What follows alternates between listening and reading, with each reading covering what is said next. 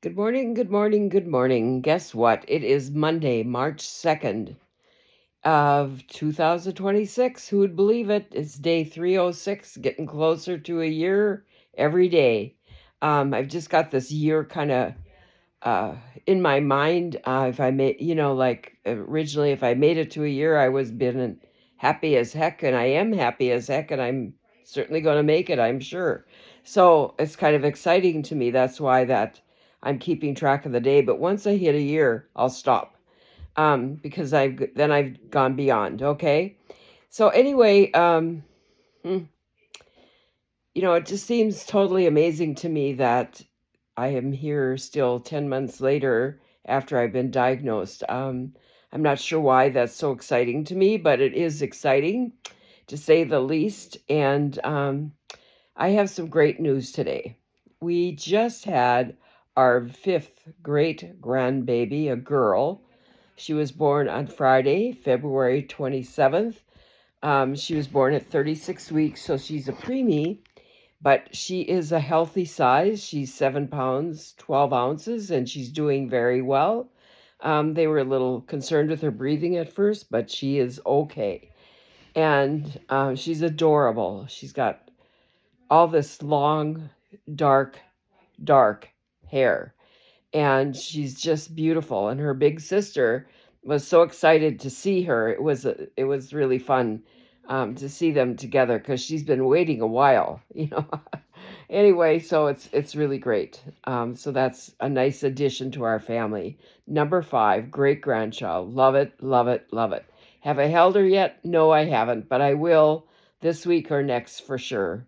Okay, sounds good. I'm waiting for that moment to be able to hold her. Let me tell you. Um, so what's happening with me? Well, I still have that peripheral neuropathy, which is numbness in my jaw here. And when I touch my skin, it's sort of tingly. It also causes some swelling in my eye. As you can see, it's kind of ugly. But that's all right. We'll figure it out. I go see my PCP next week, and so hopefully we can figure out what's going on, why this is happening, and it's because it's been there since about mid-January, and I'm getting a little tired of it, actually. But if that's the worst thing that ever happens to me, not so bad, right? So that's what's happening there. The other thing that has developed in the last few weeks is, since I talked to you last, is I now have, I call it my cancer cough. Um, it's a cough I've never heard before. I have a cough every now and then because of my sinuses that drip into my throat, blah, blah, blah, blah, blah. But that's a totally different kind of cough. This one is deep, dark, and ugly. That's all I can say about it. It sounds horrendous. And but doable. I don't have it very often. It's just once in a great while. And that's about it at this moment. And I know that my oncologist has been asking me right from the get-go, how is your cough? How is your cough? Well, I haven't really had a cough until all of a sudden now I'm realizing what kind of cough he's really talking about. And he always asked, also the other thing he asked was, which makes me cringe, is um, do you cough up any blood? Well, of course I hadn't coughed up any blood because I really didn't have the cough, right? Well, and I haven't coughed up any blood yet either. So hopefully it'll stay that way for a while. But that's what's going on with me at this point in time. And so I don't know what all that means. I really don't even care what all that means in some degree because it is what it is, and it's just part of the journey. And it's, you just look into it and you say, well, what can I do? Nothing except live with it and do the best I can. And that's all there is to it. So I guess that's about it. I don't have a lot else to say. um, I'm reading a book about this guy who is called love Letter from a Hammock.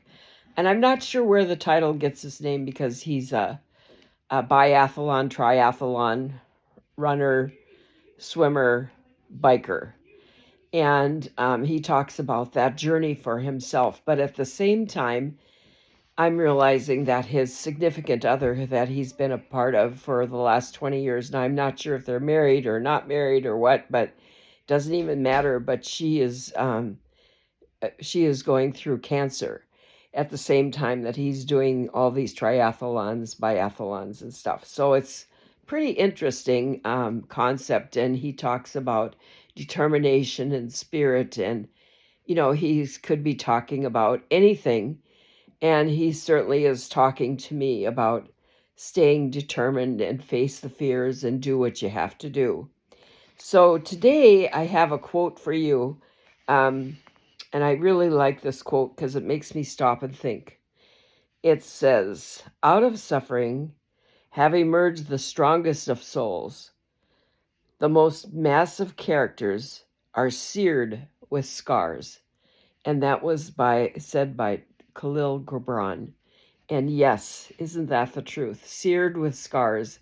I don't think I have many scars yet, so I think I'll earn some scars through the process of this. And so I I guess in some ways I kind of look forward to that, looking forward to facing fears that I've never had to face before, and knowing that I can do that, that I am resilient and I can manage that. I've got a strong support system, and that's what really counts. And don't forget, in my room, I have Paw Patrol characters that are keeping me safe. Just remember that, okay? So you have a great day. I will talk to you mid-month and let you know what's happening then. Talk to you soon. Love you. Bye.